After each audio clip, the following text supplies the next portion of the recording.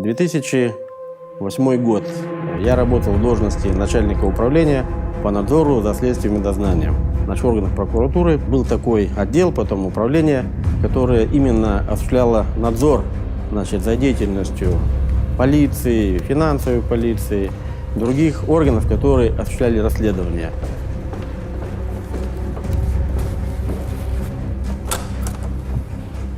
Разрешите? Заходи. Что там?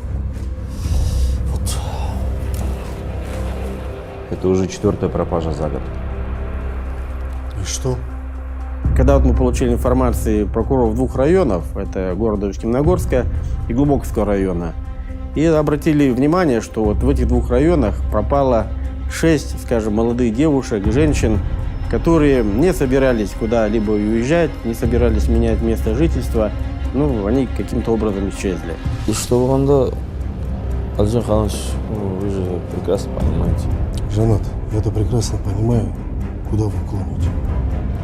Но вы в курсе, что серийные убийцы – это меньше, чем 0,5% от общего количества убийств?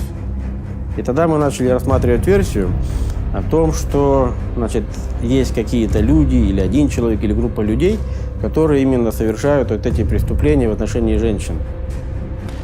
Но они же не могли испариться. И что с этого? Они же могли поругаться с домашними и уехать. На худой конец несчастный случай. Тел-то нет, а вот заявление поступает горой. Я просто думаю, что здесь... Жанат, не надо мне здесь думать. Не надо. Вы мне это все докажите, что это серия. Фактами. Все. И как сейчас помню, коллега Жанат Амадилов, он в то время работал в прокуратуре Глубоковского района, он такие слова сказал, что здесь кто-то есть. Я Амадилов Жанат в 2005-2009 годах работал заместителем прокурора Глубоковского района. За мною было закреплено осуществление надзора за законностью следствия, дознания и оперативно-розыскной деятельности. 4 девушки, 2 из них малолетние. Все исчезли при схожих обстоятельствах, никому ничего не сообщив. Мы считаем, что их убивали и тела прятали. Они все исчезли в одном районе. Это самый высокий показатель в нашей области. Здесь точно кто-то есть.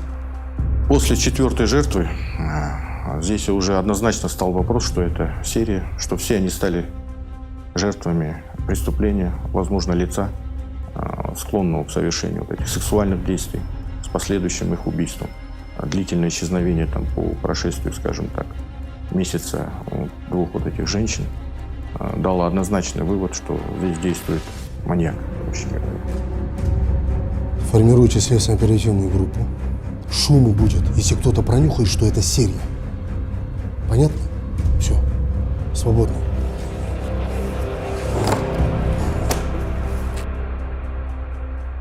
И потом, за это дело головой отвечайте, ясно?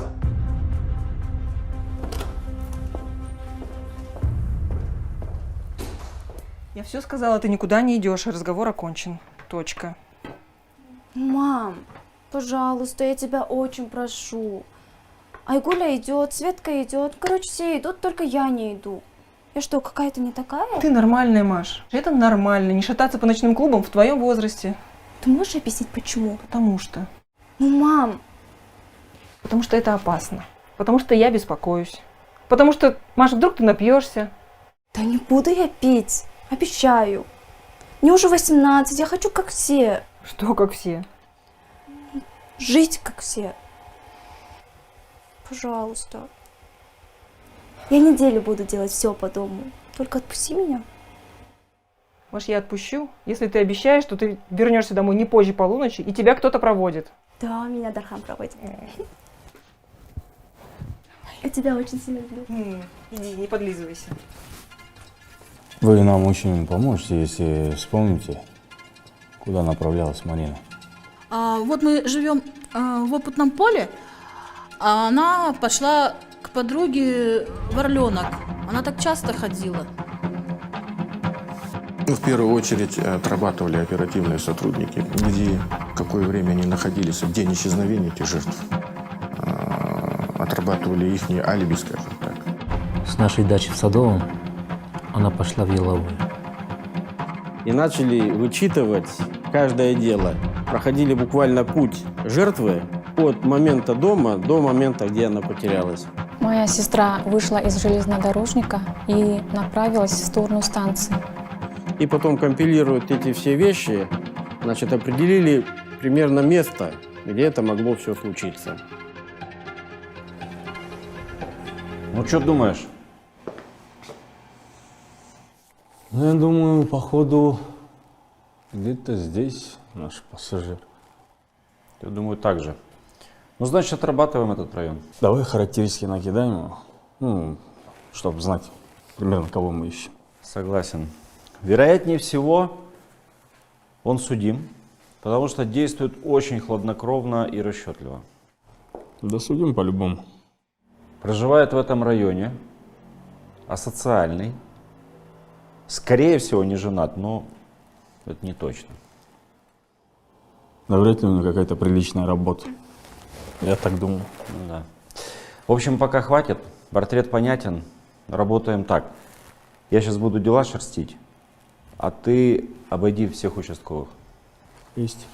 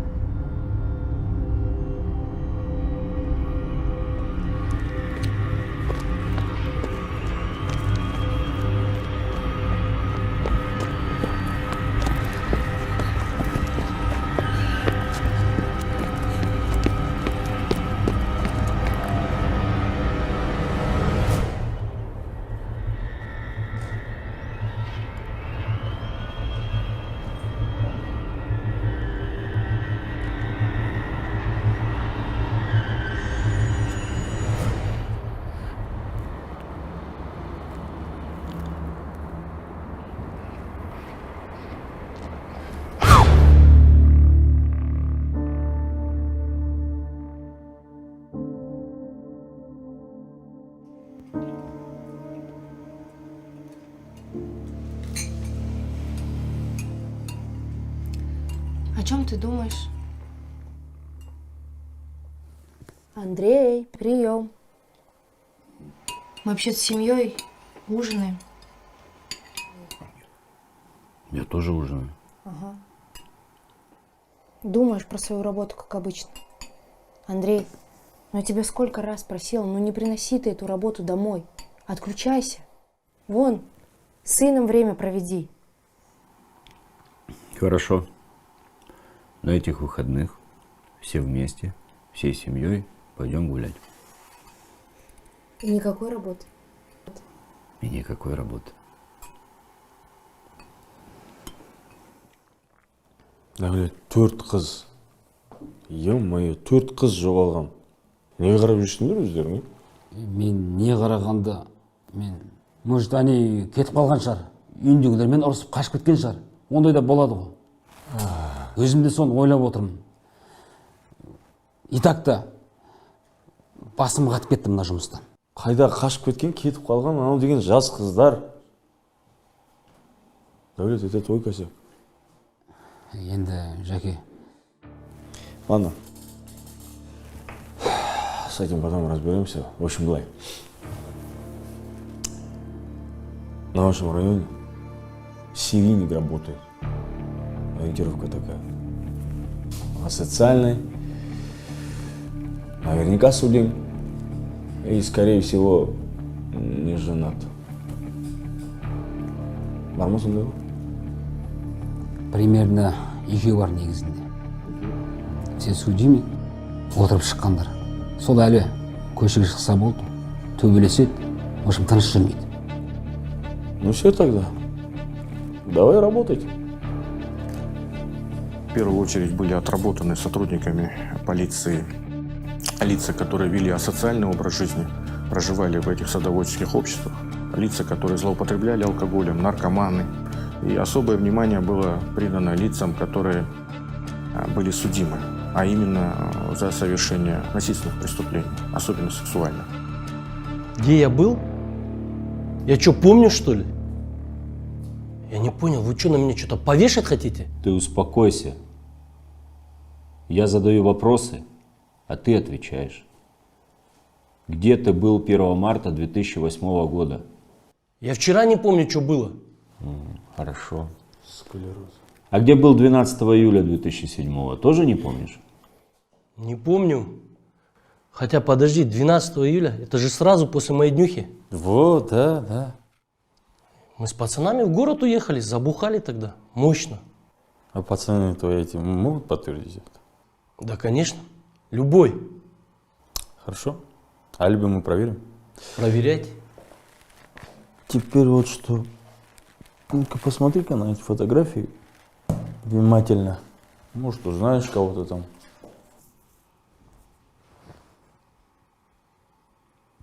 Вот это красивая. Да? Нет, никого не узнаю. Точно? Первый раз вижу. Значит, сотрудничать ты отказываешься, да?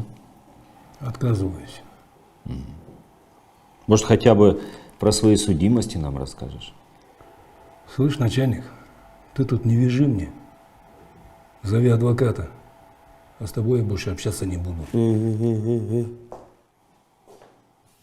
что, попутал, что ли? А? Ты как вообще разговариваешь? Ты думаешь, мы за тебя не знаем? Если хочешь,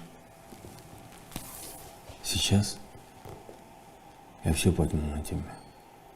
Мы тебе такую путевку организуем, целый букет. И там тебя встретят как вип-гости. Ты этого хочешь?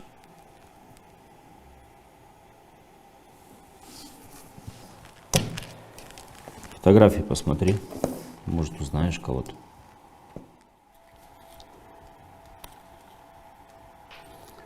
Не знаю никого. Могу идти? Нет, конечно. Мы попозже еще пообщаемся. Ну давайте уже общаться. Чего вам от меня надо? Что с ним, с адвокатом? Я по-любому не при делах. Где ты был 1 марта 2008 года? 1 марта? Ясно где. В утелке. Вы только жене моей бывшей не говорите. А она может это подтвердить? Не знаю, подцапался я с ней. Ну, вообще, по идее, может.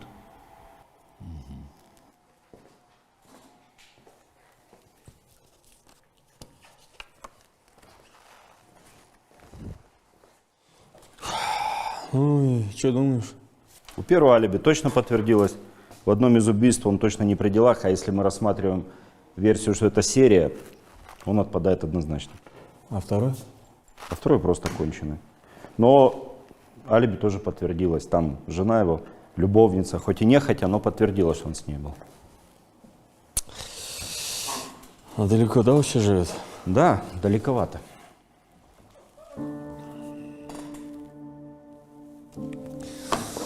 Блин, тупик какой-то, короче.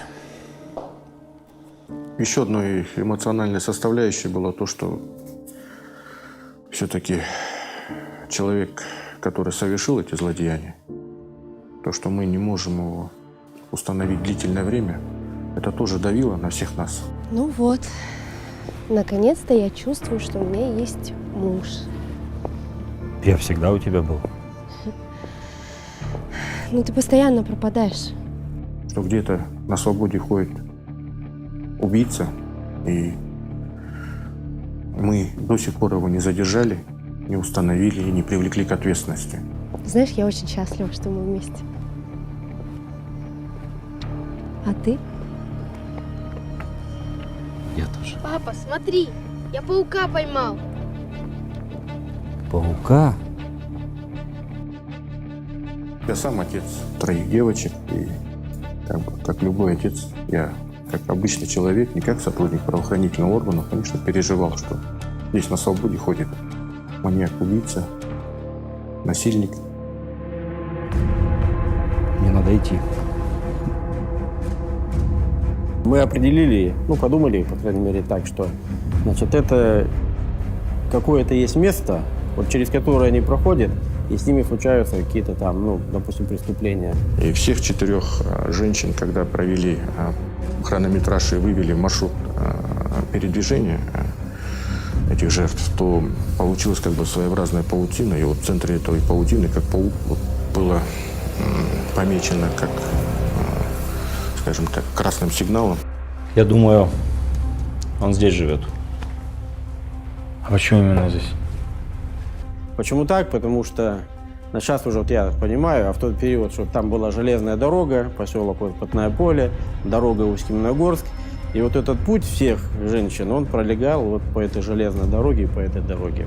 Блин, мы же почти всех отработали, кто здесь был прописан. Давай допустим, что он здесь не прописан. Приезжий, например. Квартиру снимает, у родственников живет. И, например, живет так тихо, что участковый даже не знает про него. Типа залетный, что ли? Да.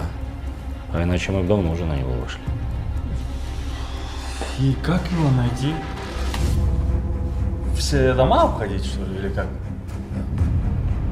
Сказать операм, чтобы опросили всех соседей. Может, кто приезжал. Не знаю.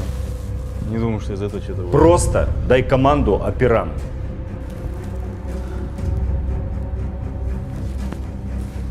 Хорошо. Будет сделано. Были осуществлены так называемые подворно-поквартирные обходы той местности и доходили до каждого жильца дома, до каждой семьи. И выясняли, кто живет, как живет, почему живет, чем живет и кем работает. Ни хрена не выйдет, я же сказал, ничего не выйдет. А смысл? Может, мы вообще не там копаем, где надо? Может, это вообще какой-то другой, просто простой семьянин с 2 детьми, а мы, блядь, зэков ищем, да? Мы ищем того, кого надо. А можно тогда спросить, пожалуйста, почему мы не можем найти? Такой логический вопрос. Успокойся, пожалуйста. Я спокоен. Просто надо немного времени. Просто все.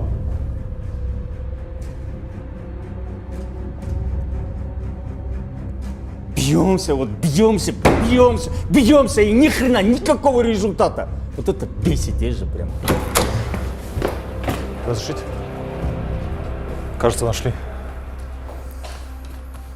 Фамилия Яровой, живет у мамы, а прописан в Алматы. Тихий, но дважды судим за убийство и за изнасилование.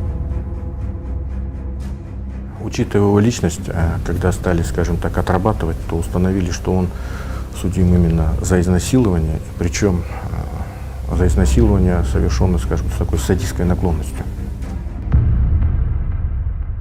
В тот период он произвел, как бы сказать, видимость такого загнанного, забитого зверя. Вот такой потухший взгляд, у него такие толстые очки были, значит, лысоватый, ну, неопрятный, ну, сильный он такой, как бы, зверек такой.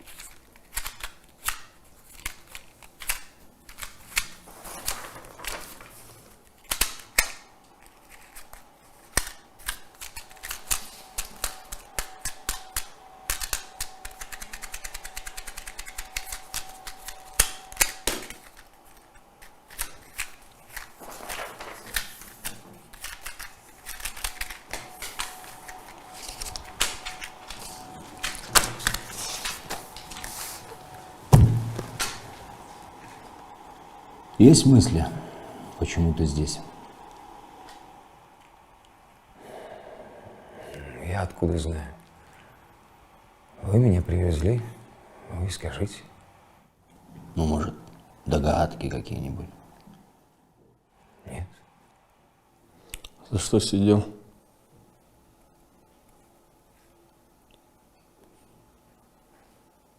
Ты глухой, что ли? Я тебя спрашиваю, за что сидел? Ну, сказали, что я убил. Но я не помню ничего, что было. Что за изнасилование? Ты же знаешь, зачем мы тебя тут держим. Ну, что ты сейчас вот сидишь, вот это все играешь? Притворяешься. Будем тебя держать так, пока ты не сознаешься. В чем сознаться?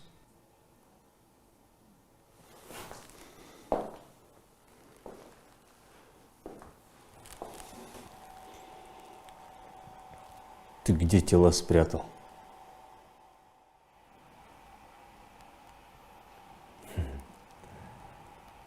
Допрашиваете, потому что уже судим. Так я свое отсидел. Вину перед обществом, так сказать, искупил. В чем вы меня пытаетесь обвинить?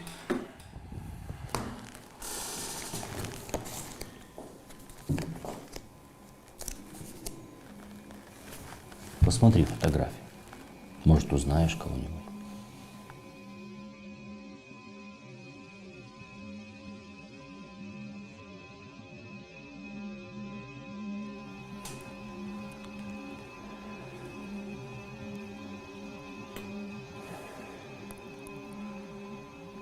Нет, никого не узнаю.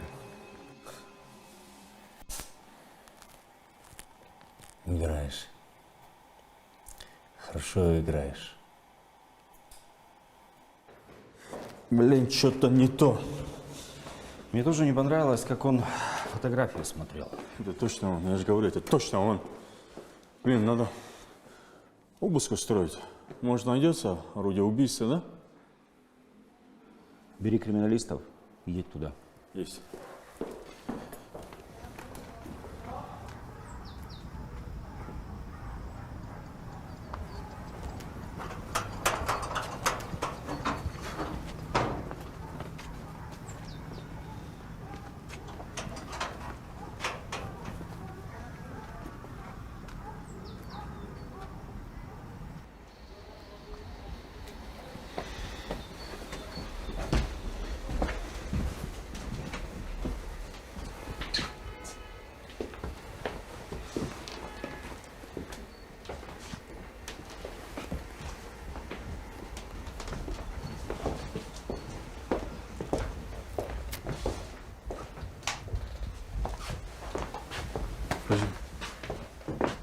Что это? Это путевой молоток. Он на железной дороге работает.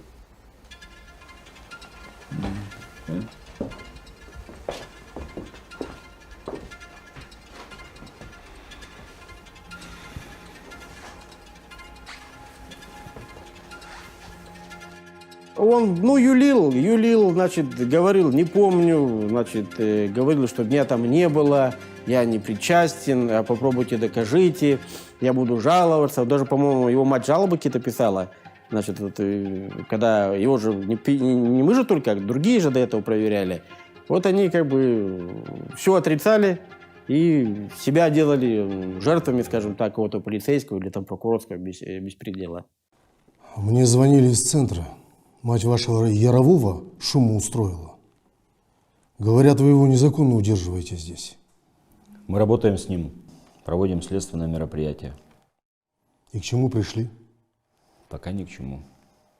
Доказуха имеется о его виновности? Пока нет. Работайте вот по закону.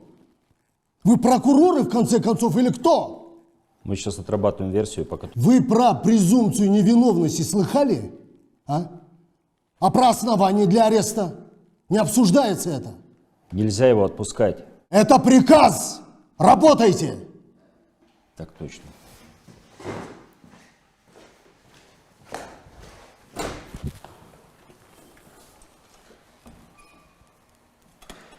Что там?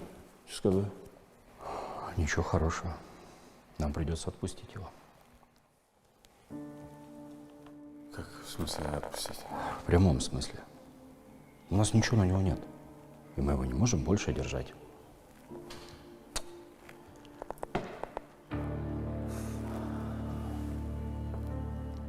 Что, серьезно, что ли? Серьезно. Я его уговаривал, пререкался, спорил. Получил приказ отпустить, пока у нас с тобой не будет внятных доказательств. Он пойдет сейчас и дальше убивать будет, это как бы нормально, да? Я все понимаю. А мне что сделать? Тел нет, свидетелей нет, орудия нет, у нас ничего нет с тобой. Вот и сказали, отпустить, чтобы, блядь, все было по закону.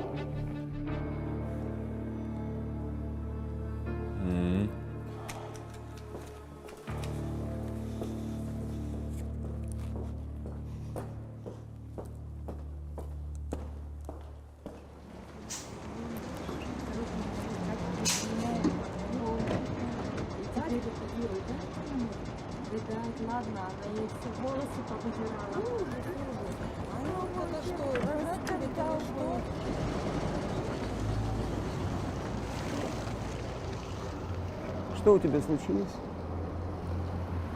Пуговицу оторвала. Она хотела с мужем и 2 детьми жить в квартире у мамы. Представляешь? Мам будет ругать. Надо пришить. У меня ниток нету. У меня есть. Тут недалеко. Она всегда такая наглая была. Наглая, не говори. Ну, наглость второе счастье. Еще квартиру имеет в городе. Ну, деньги. А здесь Были созданы поисковые группы, которые прочесывали полностью лесопосадки, пустыри в районе поселка Опытного поля, вот, в том числе в районе села Быструха. Но они тоже результатов никаких не дали. Тела этих девочек обнаружены не были.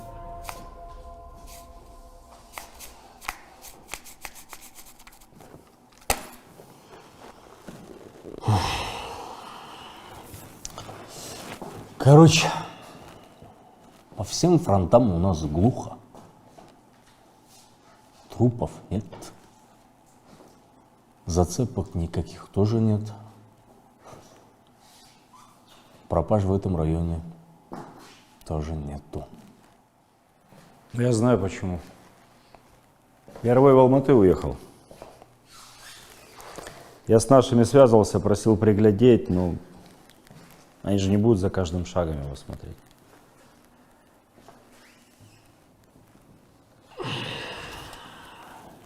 И что теперь нам делать? Пока не знаю.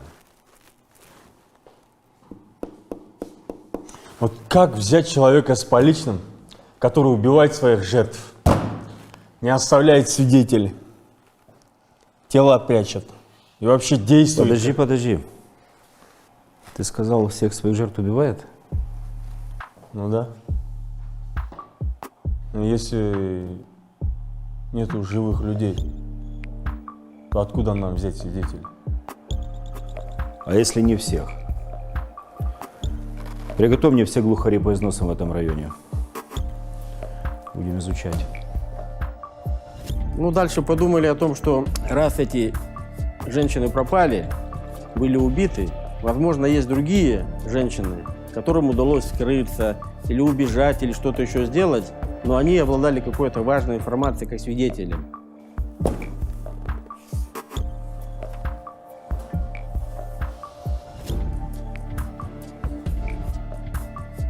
Опа. Вроде просто молоком. Слушай, я, кажется, что-то нашел. Тут, короче, это насильник молотком был вооружен. Ну? Помнишь, во время обыска у Ярового молоток нашли? Ну? А что по описанию? Ну вот, подходит. Ну все, зови ее сюда. Мария, посмотрите, пожалуйста.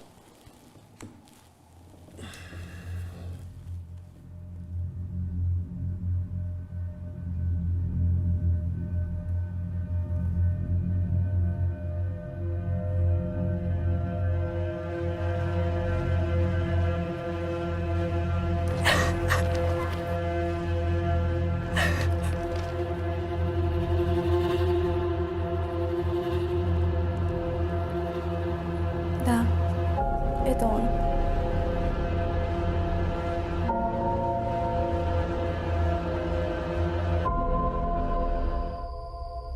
Прикиньте, мне математичка впервые 5 поставила. Серьезно? Ничего себе. А мне 4, Русечка. тоже неплохо. Ну ладно. Ладно, пока. До завтра.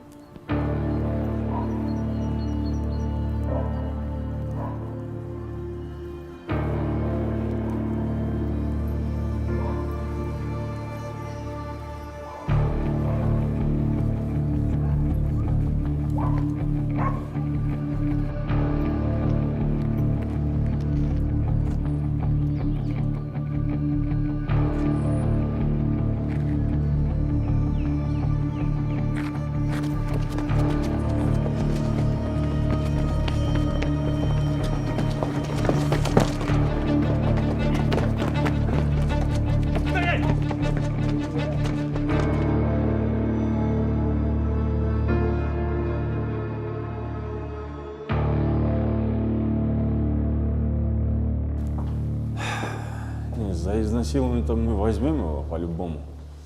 Просто хотелось бы расколоть его и на остальные убийства. Угу. А отпираться он будет жестко. Не, один шанс-то у нас по-любому есть. Просто я думаю, не дай бог он раскусит, но что если за убийство ничего нету на него. Все, добрый вечер, приехали. И отсидит эта мразь за одно только изнасилование. Че, есть идеи? Есть одна.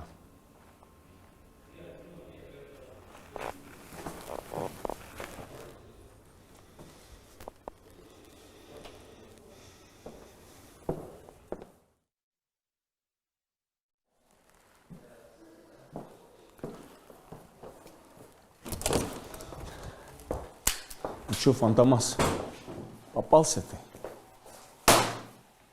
Не понимаю, куда клоните.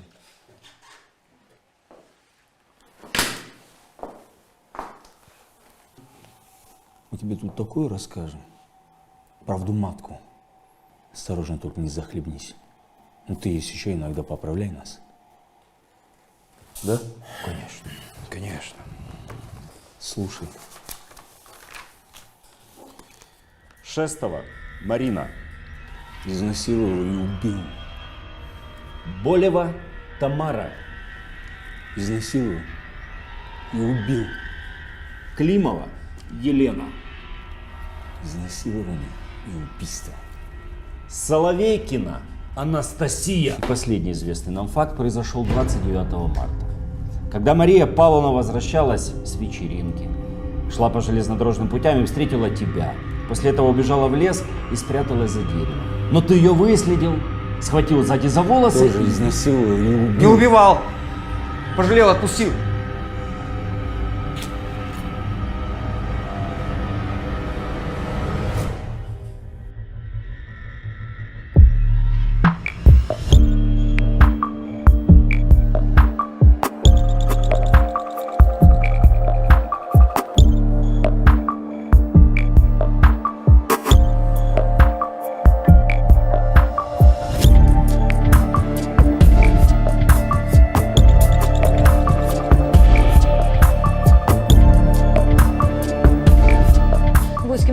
Сегодня поставлена точка в одном из самых громких судебных процессов. Приговор вынесли казахстанскому Чикатило. Остаток своих дней он проведет в тюрьме.